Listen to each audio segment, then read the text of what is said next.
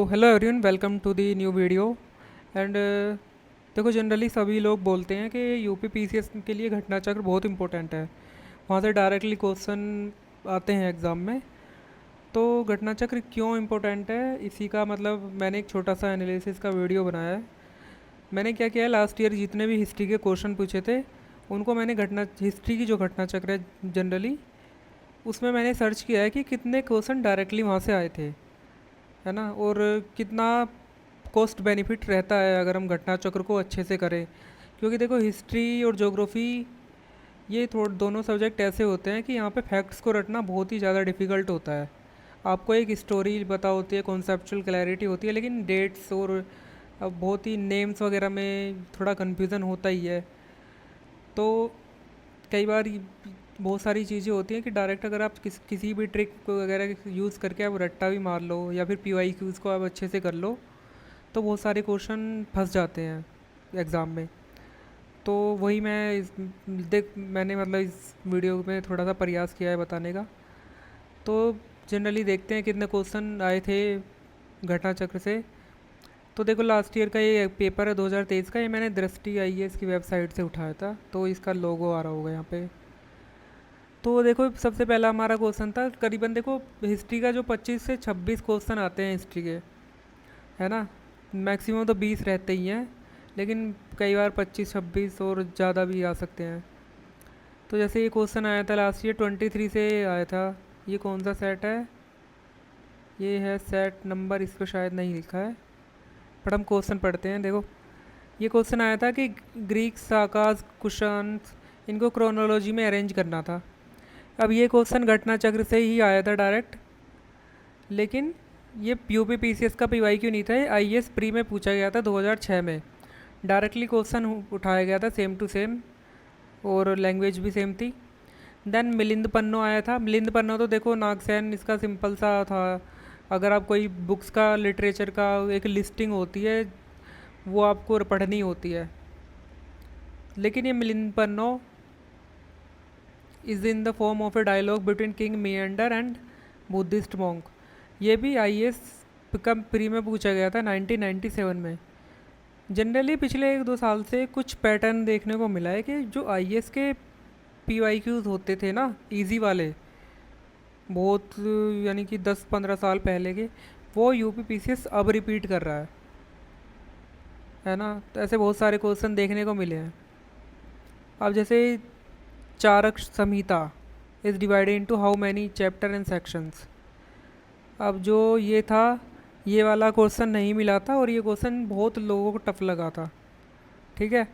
Then question number 26 है भाग दुख।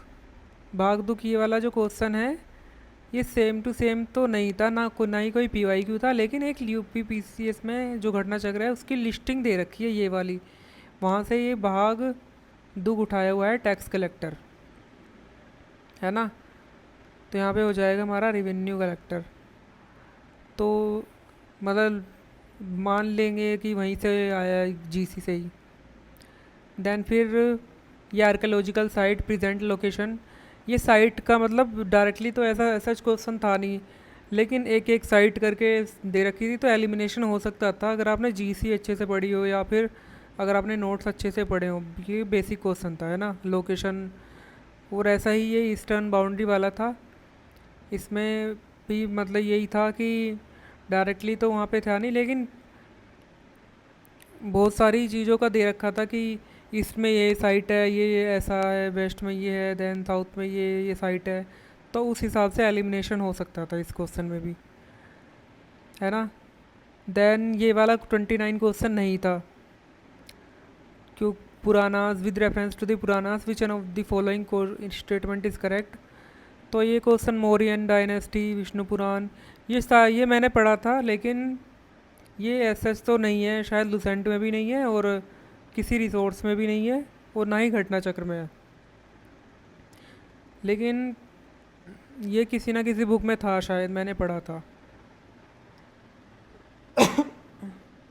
अब है ये वाला क्वेश्चन, जैसे स्कूल ऑफ थॉट और प्रोपोनेंट, इसका था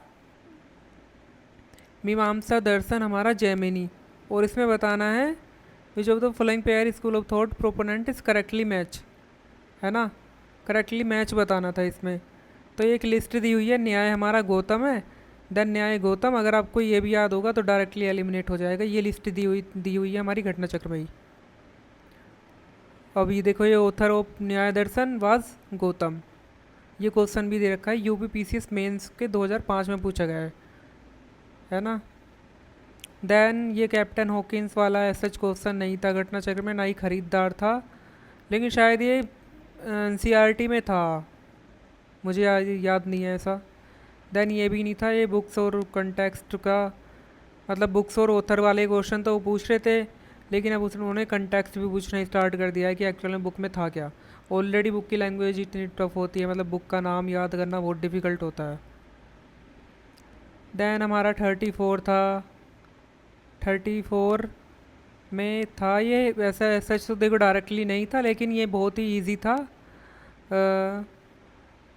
हमीदा बानू बेगम, वाइफ ऑफ अलाउद्दीन खिलजी, ये अकबर की माँ थी, मदर थी, और अलाउद्दीन खिलजी की ये नहीं थी। अगर आपने जोधा अकबर सीरियल भी देखा होगा उससे भी एलिमिनेट हो सकता था ये, तो ये इजी क्वेश्चन था, ऐसा ज़रूरी नहीं था कि घटना चक्र में हो तभी ये कर पाते आप। देन ये 35 था, ये सीक्वेंस पूरा दे रखा था घटना चक्र में, और लूसेंट में भी है, और बाकी आपके स्टैंडर्ड रिसोर्सेज में भी मिल जाएगा। देन ये जजिया एंड काउसलोटर वाला, ये हमारा शाही खान जैनुल अबीदीन था इसका, और ये डायरेक्टली घटना चक्र से था क्वेश्चन। देन ये भी क्वेश्चन नहीं था। देखो कुछ क्वेश्चन हिस्ट्री में होते हैं जो नॉर्मली कोई भी नहीं कर पाता है, चाहे आप कितना भी हिस्ट्री को रट लो, पढ़ लो, चाहे आपका हिस्ट्री ऑप्शनल भी क्यों ना हो। देन ये टप्पा म्यूज़िक स्टाइल ऑफ म्यूज़िक नहीं था, लेकिन ये एलिमिनेट हो सकता था मोहम्मद शाह से, क्योंकि उनको थोड़ा शौक था। आई थिंक अगर मैं राइट हूँ तो इसका शायद मोहम्मद शाह ही था, उनको लिटरेचर और म्यूज़िक वगैरह में इंटरेस्ट था। देन 39 क्वेश्चन भी नहीं था, इनका नाम दिया था आई थिंक दयाबाई का कुछ नाम था, लेकिन पूरे घटना चक्र में मैंने ढूंढा लेकिन नहीं मिला ये क्वेश्चन। देन 40 तो बहुत इजी क्वेश्चन था, एक लिस्ट भी दे रखी है घटना चक्र में कौन कौन सी जो रिबेलियन थी वो कहाँ से स्टार्ट हुई, किसने स्टार्ट की, किसने पार्टिसिपेट किया। देन 41 हमारा ये था, इन 1918 द यूनाइटेड प्रोविंसियन किसान सभा का डायरेक्टली दे रखा था इंद्र नारायण द्विवेदी। देन 42 हमारा ये भी था हमारा घटना चक्र में। देन 43 हमारा ये नहीं था, चैम्बर ऑफ प्रिंस वाला क्वेश्चन ये नहीं था, और ईवी रामा स्वामी नाइकर ये भी ऐसा तो नहीं था डायरेक्टली, लेकिन अगर आपने थोड़ा क्रोनोलॉजी वगैरह होगा तो शायद एलिमिनेट कर पा सकते थे, लेकिन फिर भी मान लेते हैं कि घटना चक्र में था ही नहीं। Female resident who among the following establish Rani Lakshmibai regiment, it's का D S Subhash Chandra Bose, and female regiment constituted as a part of Azad Hind Fauj by Netaji Subhash Chandra Bose, Rani Jhansi regiment था इसका। ये वैसे भी था क्योंकि एक ही रेजिमेंट पड़ी थी वोमेन की, तो रानी झांसी रेजिमेंट। देन बेगम हजरत महल, और ये बरेली में उत्तर प्रदेश में कौन सा रिबिलियन था, इनका लीडर कौन था, खान बहादुर, ये डायरेक्ट क्वेश्चन था, यूपी पीसीएस 1998 में पूछा गया था। देन एक क्रोनोलॉजी पूछ रखा था, events was the last in chronology order, यानी कि क्रोनोलॉजी में कौन सा सबसे लास्ट इवेंट था, तो इन्होंने एक दे रखा था मतलब ये नहीं था, द मोपला रिबिलियन और the Malabar rebellion was the extended version of the, इसका ये दे रखा था कि कौन कौन सा जो इवेंट है वो कहाँ पे था, ऐसा डायरेक्ट क्वेश्चन नहीं था, तो आप उससे एलिमिनेट कर सकते थे। देन हमारा ये 48 लास्ट क्वेश्चन था हमारा क्वाइट इंडिया मूवमेंट का, और इसका था ये डायरेक्ट क्वेश्चन था, during the Quit India Movement a girl named Kanaklata Barua, हाँ कनकलता बारुआ ये थी। मतलब देखो सबसे ज़्यादा कन्फ्यूज़न अगर हमें होता ना तो वो इसी में होता कि अरुणा असफ अली तो थी, ठीक है, और फिर हमें ये भी पता चल जाता अगर हम जीसी पढ़ते कनकलता बारुआ भी थी। देन फिर हमारे दो ऑप्शन बचते, मातंगरी हाजरा या और शांति घोष। तो मातंगरी हाजरा में आप गैस थोड़ा कर सकते थे, रिस्क ले सकते थे। तो ये थे हमारे क्वेश्चन। अब देख लेते हैं कितने क्वेश्चन आए थे। देखो ये था 2 3 4, है ना, 5 6 7, आपका देन 8 9 10, और ये तो नहीं था, 11 था, देन 12 13 और 14, और मिलिंद पन्नो था 15 16, है ना। तो टोटल 26 में से 16 क्वेश्चन तो देखो घटना चक्र से ही थे। घटना चक्र अच्छे से पढ़ी होगी, लेकिन देखो मेन प्रॉब्लम ये होती है घटना चक्र को भी नहीं रट सकते आप, है ना, क्योंकि एक कैपेसिटी होती है ह्यूमन ब्रेन की। लेकिन ये चीज़ें हैं कि घटना चक्र फिर भी पढ़नी चाहिए, और इसीलिए सारे टॉपर्स एडवाइस करते हैं कि घटना चक्र पूर्वालोकन हमें पढ़ना चाहिए, है ना। तो बस यही था घटना चक्र का, मुझे थोड़ा सा ये बताना था। और किसी भी सब्जेक्ट की अगर पढ़ नहीं पा रहे तो देखो ज्योग्राफी और हिस्ट्री की तो पढ़नी ही चाहिए। पॉलिटी में थोड़ा ये होता है लॉजिकल गैसिंग प्लस थोड़ा पॉलिटी थोड़ा आसान पड़ जाता है, लेकिन आपके पास कोई ऑप्शन नहीं है रटने के चीज़ों को।